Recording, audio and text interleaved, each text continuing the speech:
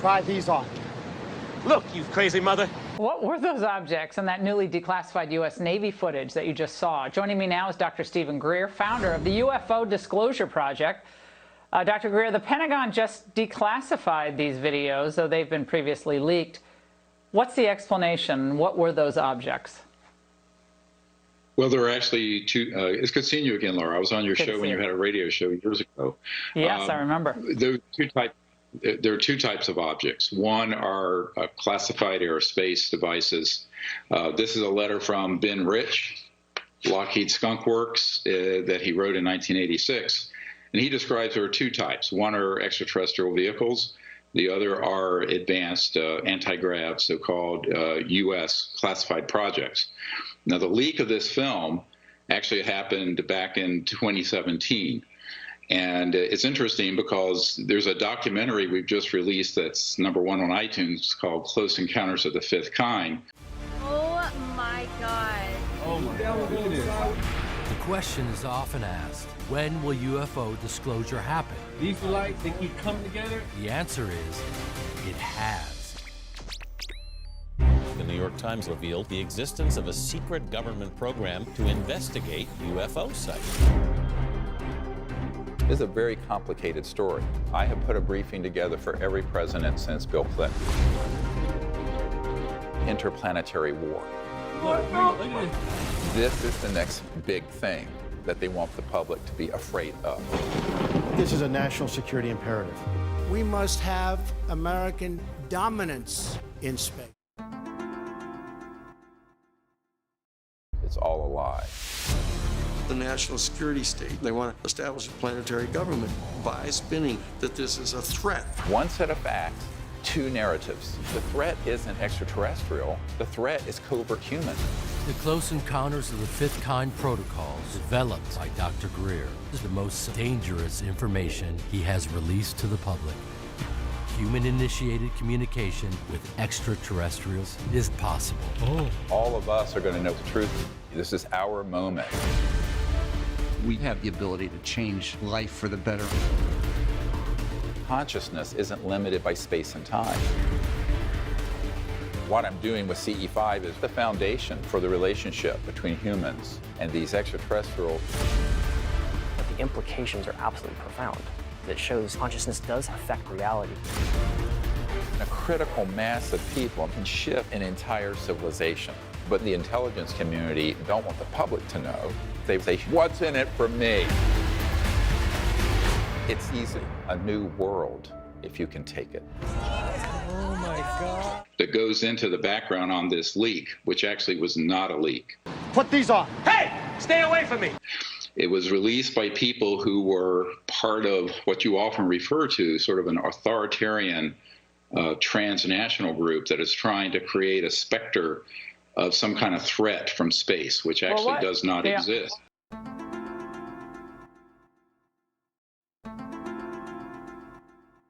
What you're looking at is SpaceX Starlink rocket, and you see the trajectory and the distance on here, but in a second you're going to see a UFO shoot past. It's going to come from behind. There goes one. Here goes another. There it is, right there, right there. Did you see that? Okay, that looked like a UFO that just passed at incredible speed, the rocket. Now let's back up a little bit to see this. There it goes, there it goes. Here's the object, slow motion. It looks solid. It looks round. What is that? Now it's turning on its side, like a side of a disc. Okay, but what is that? The threat isn't extraterrestrial. The threat is covert human. Because when you look at the speed of these objects, and Derek Thompson from The Atlantic said that the size and speed of the UFO show that it's like 40 feet long when they analyzed it. It went from 28,000 feet to sea level, so it's really fast. It means it was capable of achieving a velocity of at least 23,864 miles per hour, 31 times the speed of sound, 20 times faster than an F-18. Is that possible? Are you disputing that? No, that's completely correct. You know, my uncle designed the lunar module, put the first man on the moon, as you know, and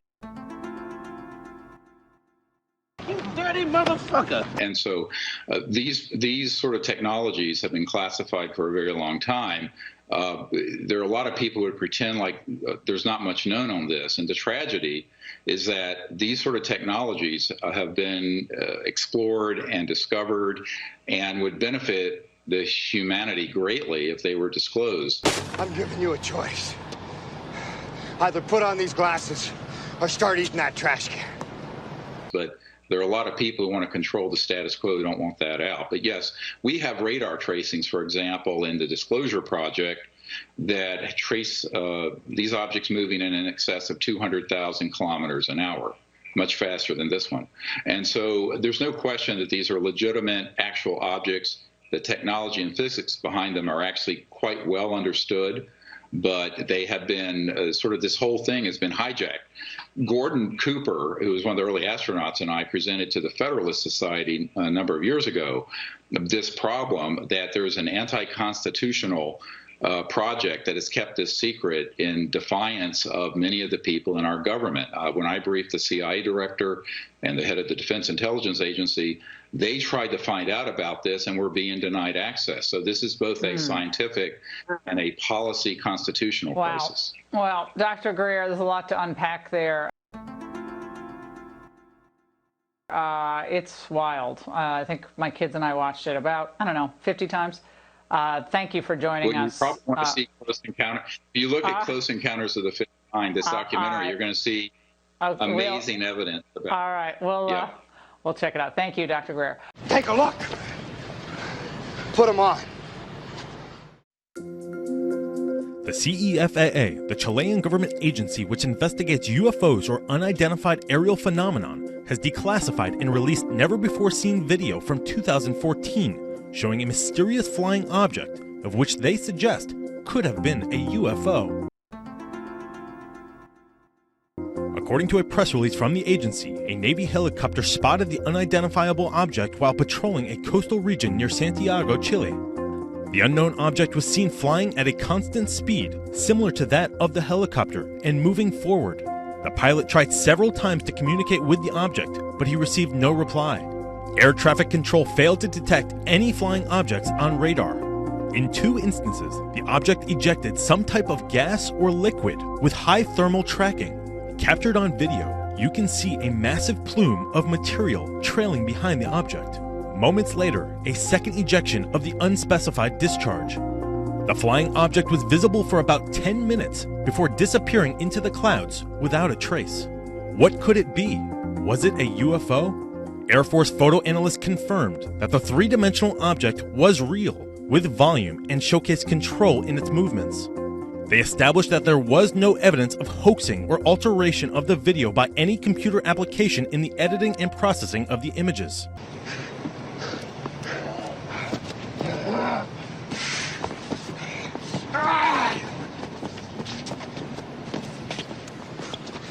Look! Officials also ruled out a bird or flying insect, a drone, parachute, or a hang glider. After an extensive study, the Committee for the Study of Anomalous Aerial Phenomena agreed it had all the characteristics to be classified as an unidentified aerial phenomenon. For FoxNews.com, I'm Rob Demetrius. In the language of the U.S. Department of Defense, these are unidentified aerial phenomena, videos which add fuel to the belief of some that we are not alone. The first incident was filmed off the California coast in 2004, an oval shape hovering, and in the words of the Navy pilot who recorded this, not behaving by the normal laws of physics.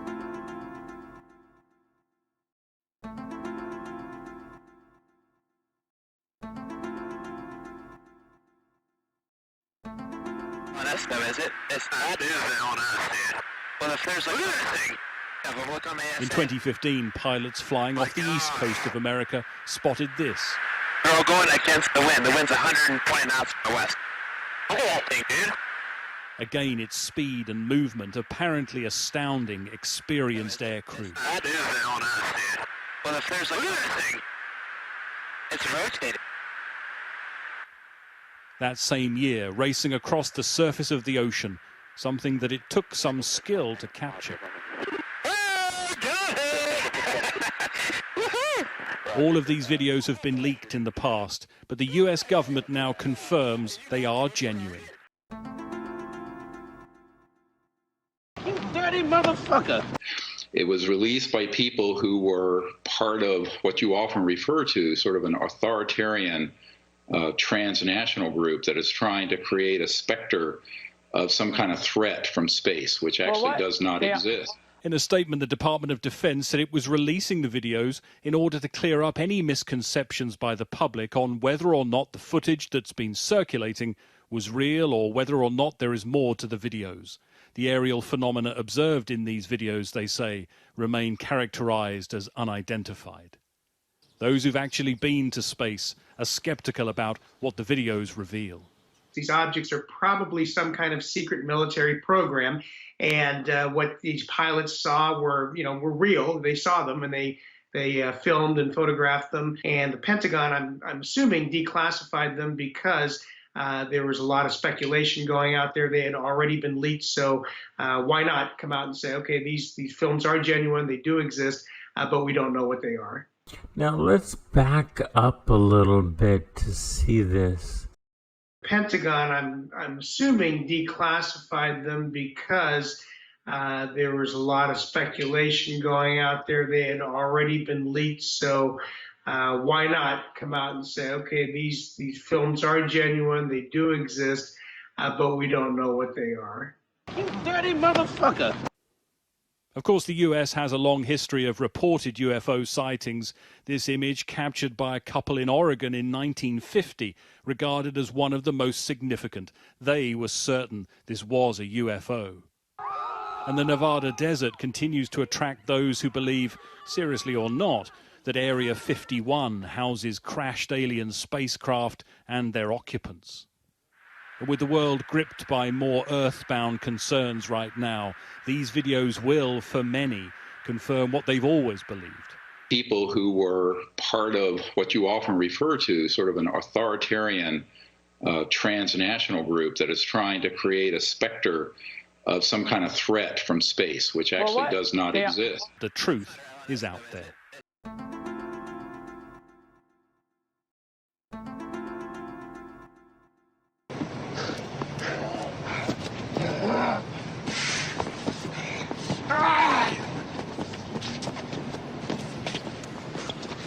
Look! In a statement, the Department of Defense said it was releasing the videos in order to clear up any misconceptions by the public on whether or not the footage that's been circulating was real or whether or not there is more to the videos. Excuse me, on the left over here, we have individuals who are religious fundamentalists, religious fanatics, and this is the expression, RT-PCR, real-time PCR, expression of the VMAT2 gene. Over here, we have individuals.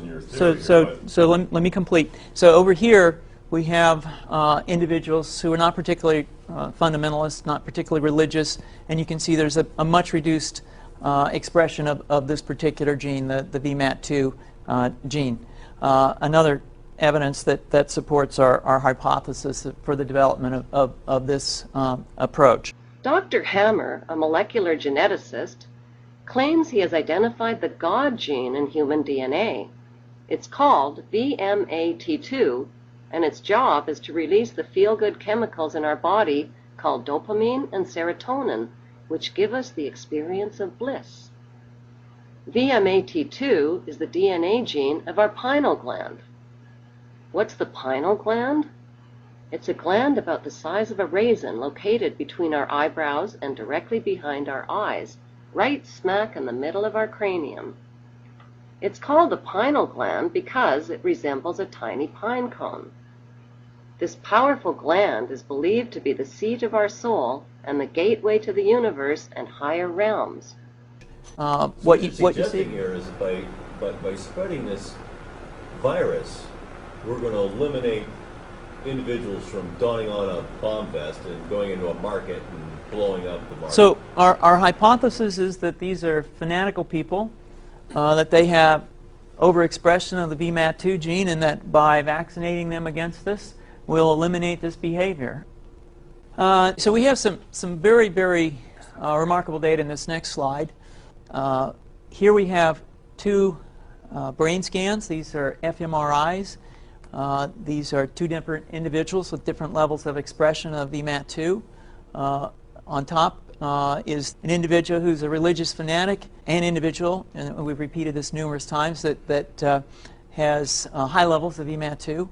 Now, this individual down here who had low levels of the VMAT2 gene, this individual would self-describe as not particularly religious. In each case, these individuals were read a religious text. This individual lit up the right middle frontal gyrus, shown here, and that's a part of the brain that's associated with theory of mind.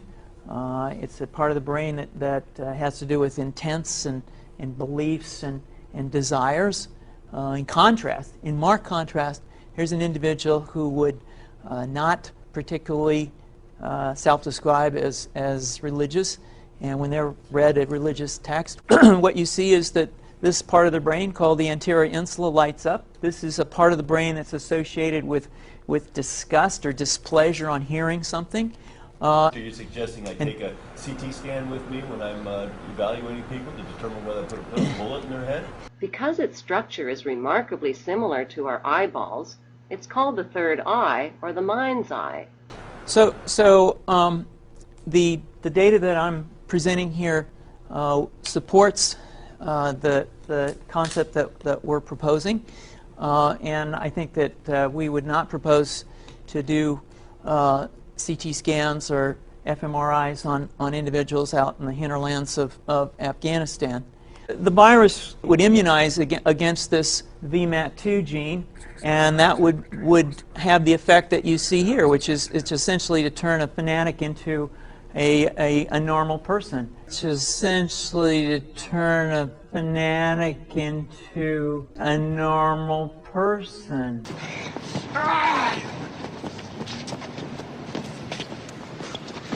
Locked! And we think that will have major effects in the Middle East. How would you suggest that this is going to be dispersed? The aerosol? Well, so the present plan and the tests that we've done so far It actually has a lens, cornea, and retina. have used respiratory viruses such as flu or rhinoviruses, and we believe that that's a satisfactory way to get the exposure of the largest part of the population. Most of us, of course, have been exposed to both of those viruses. You dirty motherfucker! And we're quite confident that this will be a very successful approach. This is fascinating. What's the name of this proposal? Yeah, so the name of this project is FunVax, which is the vaccine for religious fundamentalism. And you have a proposal already? The proposal has just been submitted, and I think that the data that I have shown you today would support the development of this project, and we think it has great promise. You dirty motherfucker!